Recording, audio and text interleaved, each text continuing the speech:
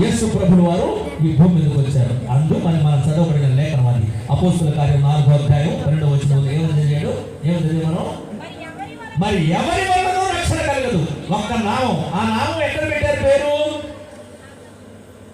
ఆ పేరు ఎక్కడి నుంచి వచ్చింది? ఎవరు పెట్టారు? పరలోకంలో దైవ సభ జరిగింది. ఆ దైవ సభలో ముందు ఆయన పుట్టక ముందు 700 సంవత్సరాల ముందు ఆ నామాన్ని భూమి మీద పంపించారు. ఆయన కన్య గర్భాన పుడతాడు, కన్యకు స్వయంభూడుగా పుడతాడు. ఆయన పేరు యేసుక్రీస్తు అనే నామం ఉంటుంది అని మనకు అక్కడ దేవదూతలు చాలా ముందుగానే ఒక ప్రవచనాన్ని పంపించారు. ఆ ప్రవచనమే వేదంలో కూడా ఉంది. భవిష్య పురాణం, ఒక చివరి పురాణం అయిన 18 పురాణాల్లో ఒక పురాణంలో భవిష్య పురాణంలో చాలా చక్కగా రాసి ఉంటుంది. ఆ మాట భవిష్య పురాణంలో ఏమని రాసి ఉంటుందంటే, నీ తర్వాతలో చెప్తాను వినగలిగిన వాళ్ళు ఉంటే, ఈ కుమారుడి పేరు ఈ మసీ నా ప్రతిష్ఠాహ. భవిష్య పురాణం 3:31లో ఆ దేవుని కుమారుడి పేరు యేసుక్రీస్తుగా ప్రతిష్ఠించబడింది. ఎక్కడ ప్రతిష్ఠించబడింది అంటే పరలోకంలో ప్రతిష్ఠించబడింది. ప్రతిష్ఠించబడి ఈ భూమి మీదకి అదే భవిష్య పురాణంలో 2వ శ్లోకంలో ఈ పుత్రంచ మాం విద్ధి కుమారి గర్భ సంభవం రేచ ధర్మస్య వక్తారం మసీహం సమాగతః. దేవుని కుమారుడు కన్య గర్భాన జన్మించాడు అని తెలుసుకుంటే పాపం విమోచకుడుగా, స్వయంభూడుగా, పరిశుద్ధుడుగా, పాపం లేని శాంత స్వరూపుడుగా ఆయన కన్య గర్భాన జన్మించి స్వయంభూడుగా జన్మించాడు. ఇప్పుడు మనం అందరం ఎవరి కుమారులు చెప్పండి? కుమార్తెలు ఎవరు? నేను రిప్లై అయితే సప్లై ఉంది. మనం అందరం ఎవరు పెట్టగలం? కాదు. అది అందుకే నేను అడిగాను. మనం ఆదాము సంతానం గుర్తుపెట్టుకోవాలా? ఎందుకంటే ఎప్పుడంటే పాపంలో చచ్చిపోయి మళ్ళీ యేసులో జన్మిస్తేనే దేవుడి కుమారుడు. మానవ జాతి అంతా ఎవరి ముందు? ఒక్క మనుష్యుడి నుంచి ఈ భూమి మీదకి వచ్చాము. అపోస్తుల కార్యం 17వ అధ్యాయం తీయండి. అపోస్తుల కార్యం 17వ అధ్యాయం 24వ వచనం చదవండి. జగత్తును అన్ని సమస్తమును నిర్మించిన దేవుడే తానే ఆకాశమునకును భూమికి ప్రభువు యున్నందున హస్తకృతములైన ఆలయములలో నివసింపడు. ఆయన అందరికీ జీవమును ఊపిరిని సమస్తమును దయచేయవాడు కనుక తనకి ఏదైనా పొందవన్నట్లు మనుషుల చేతితో సేవింపబడివాడు కాడు.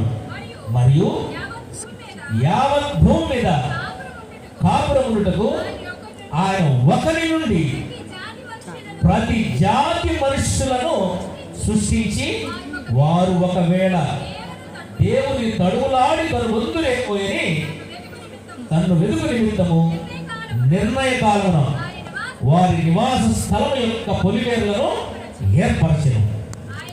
ఆయనలో మనలో ఎవరికి దూరముగా ఉండువాడు కాడు. మనం ఆయనతో బ్రతుకుతున్నాము, చెల్లించుతున్నాము, ఉనికి కలిగి ఉన్నాము. అటువలే మనం ఆయన సంతానమని మీ కవీశ్వరులలో కొందరు చెబుతున్నారు. కాబట్టి మనము దేవుని సంతానమై ఉండి మనుషుల చమత్కార కల్పన వలను మలచబడిన బంగారమునైనను వెండినైనను రాతినైనను దైవత్వము పోలి ఉన్నదని తలంపకూడదు. ఆజ్ఞాన కాలమున దేవుడు చూడనట్టుగా ఉండేది. ఇప్పుడైతే అంతటను అందరూ మారు మనస్సు పొందవలని మనుషులకు ఆజ్ఞాపించుతున్నాడు. ఇది ఆజ్ఞ అంటే జీవం అండి, గుర్తుపెట్టుకోండి. ఎవరు ఆజ్ఞాపిస్తున్నాడు? దేవుడి మాటలు చెప్పడం వేరు, ఆజ్ఞ అంటే జీవం. పరలోకపు యొక్క దైవ చట్టాన్ని ఈ భూమి మీద పెట్టారు. ఒక కాలం అజ్ఞాన కాలం ఉంది. ఆ కాలంలో ఆ ధర్మాలు పాత రోజుల్లో ఏంటి? కృతయుగం, త్రేతాయుగం, ద్వాపరయుగం, మన కలియుగం ఎండింగ్లో ఉన్నామా? ఆ కాలంలో దేవుడు చూసి చూడనట్టున్నాడంట. ఎందుకంటే వాళ్ళకి ధర్మం విధులు కొన్ని తెలియదు కాబట్టి ఆ అజ్ఞాన కాలంలో చూసి చూడనట్టున్నారు. ఇప్పుడైతే అంతటా అందరూ యేసుక్రీస్తు నామాన్ని అంగీకరించాలా, మారు మనసు పొందాలని లేఖనం ఉంది. యోహాను రాసిన సువార్త 5వ అధ్యాయం 39వ వచనం చూడండి.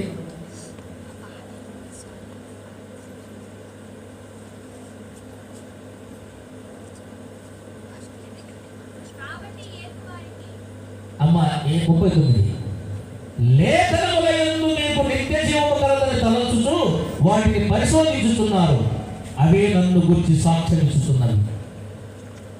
ఏ లేఖనాలు? ఈ భూమి మీద ఎన్ని గ్రంథాలు ఉన్నాయో అన్ని గ్రంథాల్లో ఉన్న సారాంశము విమోచకుడు ఒక ఆయన భూమి మీదకి వస్తాడు. వచ్చినప్పుడు ఆయన స్వయంభూడుగా పుడతాడు. అందుకనే యేసు ప్రభు ఒక్కడి స్త్రీ సంతానం ఈ సృష్టిలో ఎవరు లేదు. గుర్తుపెట్టుకోండి, స్త్రీ సంతానం పురుషుడు లేకుండా పుట్టిన ఆయన స్త్రీ సంతానం అంటారు. ఆదికాండం 3వ అధ్యాయం 10వ వచనంలో ఏమన్నా అక్కడ? ఆమె సంతానములకును నీ సంతానములకును వైరము కలుగు చేసింది అంటాడు. గలతీయులు రాసిన పత్రిక 4వ అధ్యాయం 4వ వచనం. గలతీయులు రాసిన పత్రిక 4వ అధ్యాయం 4వ వచనం. అయితే కాలము పరిపూర్ణమైనప్పుడు దేవుడు తన కుమారుని పంపాడు, ఆయన స్త్రీ యందు పుట్టి. చాలమ్మా. అందుకనే ఈ సృష్టికర్త అయిన దేవుడు ఆయన కోసం ఒక కన్యకను ఏర్పాటు చేస్తున్నాడు, పరిశుద్ధ కన్యకను ఏర్పాటు చేస్తున్నాడు. పరిశుద్ధాత్మ ఆమె మీదకి వచ్చి ఆమె గర్భం ధరించి మానవ శరీరాకృతిని ధరించాడు. యేసు ప్రభువు వారు సృష్టికర్త అయిన దేవుడు, క్రియేటర్. ఆయన ఎందుకంటే యోహాను సువార్త మొదటి వచనాలని ఆదియందు వాక్యము ఉండెను, వాక్యము దేవుని వద్ద ఉండెను, వాక్యమే దేవుడు ఉండెను, ఆ వాక్యమే శరీరధారిగా కృపా సత్య సంపూర్ణంగా మన వద్ద నివసించిన అంటాడు. ఈ మాటలే స్వామి వివేకానంద గారు అక్కడ చికాగో ప్రసంగానికి వెళ్ళి 2 నిమిషాలు ఇచ్చారు ఆయనకి సమయం ఇస్తే. ఆయన ఏం చెప్పిన, my dear brothers and sisters అన్నాడు. నేను మన బ్రదర్స్ సిస్టర్ అంటున్నారే, భారతదేశంలో ఉండే వాళ్ళు సృష్టిని ఆరాధిస్తారు కదా, ఈయనేది స్వామి ఏంటి వివేకానంద గారింది బ్రదర్ అంటున్నాడు, సిస్టర్ అంటున్నాడు అని చెప్పి అడిగితే, అయ్యా మమ్మల్ని మీరు అంత తక్కువగా చూడద్దు, ఎవరిని భారతీయుల్ని. ఒకవేళ సృష్టిని ఆరాధించే వాళ్ళు ఉండొచ్చు, వేద జ్ఞానం మా దేశంలో ఉంది. ఓంకారమే క్రీస్తు ఆయన అంటాడు. ఏమంటాడు? ఎవరు పోలుస్తాడు? ప్రబోధ రత్నాకరం 3 పేజీలు అదే ఉంటుందండి. రామకృష్ణ మఠం వాళ్ళు తీసుకొని ప్రబోధ రత్నాకరం చదవండి. స్వామి వివేకానంద కొటేషన్స్ అన్ని బయట కొటేషన్స్ ఉంటాయి మ్యాక్సిమం. ఏమన్నాడు? నేను కానీ క్రీస్తుతో కూడా జన్మించి ఉంటే నా తల్లితో కాదు, నా హృదయంతో ఆయన పాదాలుగా ఉండేవాడిని. శిష్యులు ఏమంటే ఆయన పాదాలు మాత్రమే కడిగారు. నేను కానీ ఆ కాలంలో పుట్టుంటే నా గుండెలు చీల్చి నా రక్తంతో ఆయన పాదాలు గడుపుకునేవాడు అన్నాడు. అంత స్టేట్మెంట్ స్వామి వివేకానంద ఇస్తే 72 దేశాల అవకాశం కల్పించాడు ఆయన. ఓంకారాన్ని వివరించి చెప్పాడు. ఓం లేకుండా మంత్రం లేదు, ఓం లేకుండా ప్రణవ స్వరూపం లేదు. అందుకనే ఈ వాక్యం మీకు ఎంత అర్థమైతే యేసు ప్రభువు వారు వాగ్గృహం అంటారు. వాక్యమయ్యున్న ఆయన ఆ తత్వము. అందుకని ఆల్ఫా ఒమేగా ఇలా ఆరాధన చేశారు కదా. ఆల్ఫా అంటే ఏమనుకుంటున్నారు? Omega A to Z.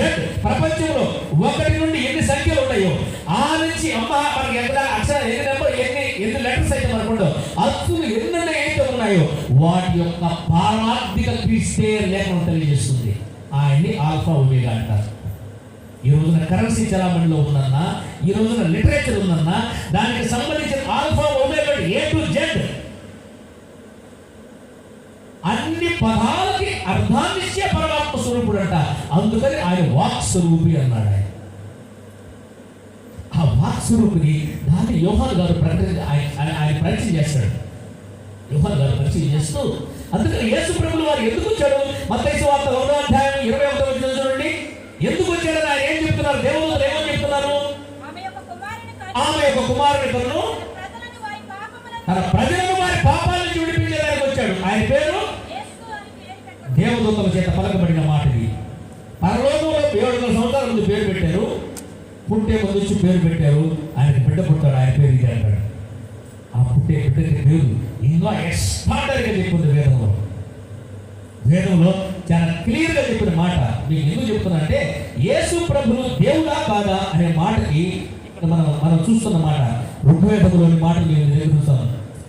ఏం చెప్తున్నానంటే నహం దేహాజ ప్రాణో నరేంద్రియాణి మనోనహి సదా సాక్షి స్వరూపత్వచ్చిన ఏవాస్మ కేవలహ అంటాడు. ఓ మునివర్య, నేను దేహమును కాదు, ప్రాణమును కాదు, ఇంద్రియములను కాదు, మనస్సును కాదు, సదా సాక్షి స్వరూపుడనై ఆత్మై ఉండటం వలన శుభప్రదుడనై ఉన్నాను.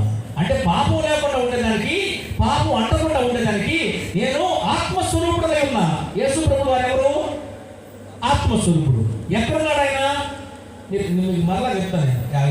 ఎక్కడున్నాడు యేసు ప్రభువు గారు? చెప్పండి చెప్పండి చెప్పండి. ఏంటి ఎట్లా ఉన్నారు? యేసు ప్రభువు గారు ఎక్కడున్నాడు? మీరు ఏం చదువుతున్నారు బైబిల్?